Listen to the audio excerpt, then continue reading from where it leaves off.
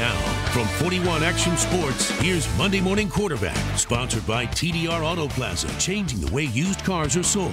Located on I-35 in Kearney, Missouri.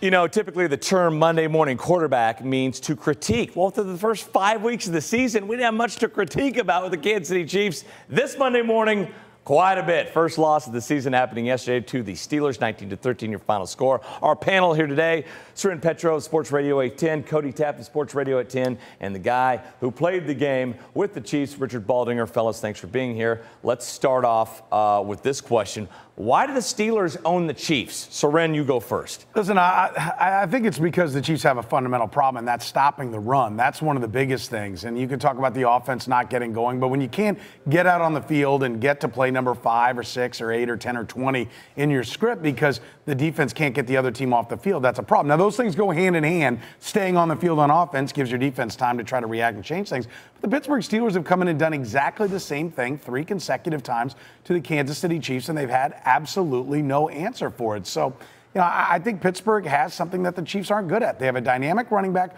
behind the 3rd most expensive offensive line in football, and they use it against them. They do a great job of game planning against the Chiefs, and I think that's the biggest problem. That and a lot of injuries this go-round for the Kansas City Chiefs. Baldy, I know you always look at the trenches and you see a mismatch there, don't you? Well, without a doubt, I give credit to Mike Tomlin. He understands the game. He understands it's all about physicality, and that's what the Steelers have been known. They're going to win the battle in the trenches, and they did it on both sides of the ball. I mean, a lot of times they were just in the gap at the right position. They play at a better pad level, and they play with a lot more intensity than what the Kansas City Chiefs say. So that's my issue with this team. They've got to be able to come out and match that intensity. Yesterday, the Pittsburgh Steelers came out with a playoff attitude, and the Chiefs did not been able to get it done. You know, I think Baldinger makes a great point because the physicality of the Pittsburgh Steelers, I mean, just look at the defensive backs for Pittsburgh. They're coming to try to knock people out. They did knock Tyreek Hill out. One of the guys, you know, at the end on coverage came over and put a pop on him. Pittsburgh tries to lay you out with every snap, where Chiefs defensive backs like Marcus Peters are playing patty cake. I mean, there is the toughness. Baldy's absolutely right. They were a much more physical, tough team than the Kansas City Chiefs, and it showed. So what happens with this, and granted, a very good coaching staff that probably outcoached the Chiefs yesterday in games like the Jaguars and the Bears, Cody, that this team lost to. They limped into this game, but they looked the part yesterday. They live in the mental headspace of the Chiefs. And Derek Johnson himself, by the way, said yesterday in postgame, they were tougher than us. So I think even to some of the players, now Marcus Peters didn't want to give up that same ground. Honestly, I think that they're better than any other team in the NFL at attacking the Chiefs' weaknesses. It's not a coincidence that they run at Dee Ford. It's not a coincidence that they run at Derek Johnson, who doesn't look like the same player that he's been before. And the big problem the Chiefs have still, one, a declining Derek Johnson, and then running Reggie Ragland instead of Ramik Wilson. And not that one of those guys is different than the other, but what the Chiefs had been doing and given them a lot of success lately is running 3 safeties. When they run Sorensen down there, then he has to stop the run. And he's not a linebacker. And the Steelers take advantage of that. They know how to run those big sets and run it right at you when you're undersized.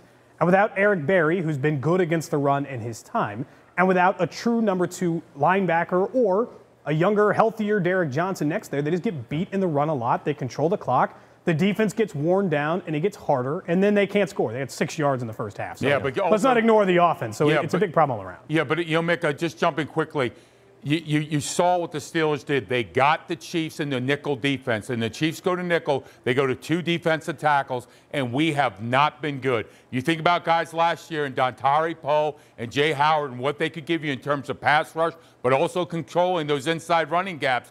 When your linebackers are having to pursue an extra 2 and 3 yards around because that defensive line's getting pushed back, it's been a struggle. And this started in the Washington game. It started in Washington, it went through Houston, and now it reared its ugly head against the Pittsburgh Steelers. That is the MO of the Kansas City Chiefs. Spread them out, run right at them. They have no answer. You know, the Chiefs' defense is a lot like their offense. I mean, the Chiefs are kind of a finesse offense, and I don't say that to be, condescending or anything. They're going to throw the ball. They throw the ball to set up the run. They know they have to be able to throw the football. When you get to the playoffs, teams will take that run away, so you have to throw it. But on defense, they try to take the throw away. They play a ton of nickel. They play a ton of dime defense, saying we're not going to let you beat us over the top. The problem is that the Pittsburgh Steelers, with that offensive line and with Le'Veon Bell, have the personnel to say, fine, you're going to give it to us, we're going to take it. And if you're going to do that, then your secondary has to come up and make tackles. How many yards did Le'Veon Bell get at the second level in traffic with guys all around him? The Chiefs' tackling was atrocious today. Yeah. Quickly here, guys, it's going to be a quick week, I guess, for the Kansas City Chiefs. They go to Oakland on Thursday. I think before the season, we'd have all taken, 1-1 in this 5-game stretch. First question, is this the loss you want to take, I guess, against the Steelers over the Raiders? And how do the Chiefs bounce back? We'll start with you, Cody. I think they'll get the win, and that is a big question mark because I don't think Tyreek Hill's going to play.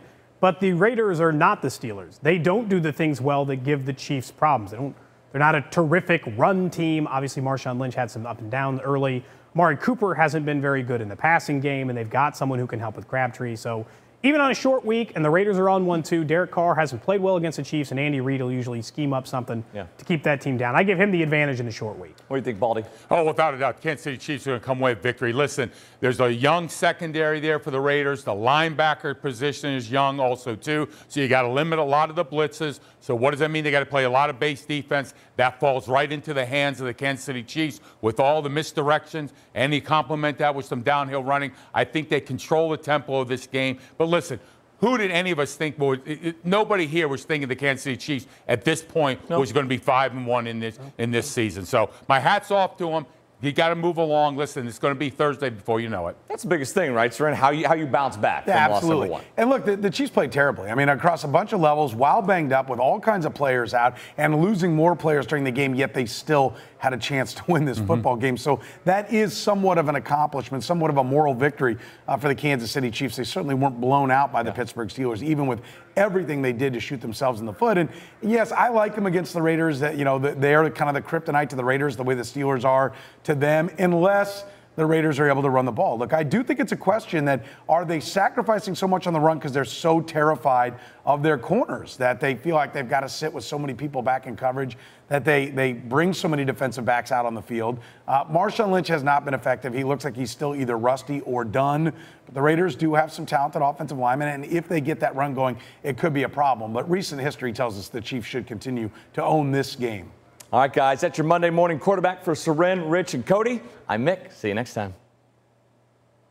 This has been Monday Morning Quarterback, sponsored by TDR Auto Plaza, changing the way used cars are sold. Located on I-35 in Kearney, Missouri.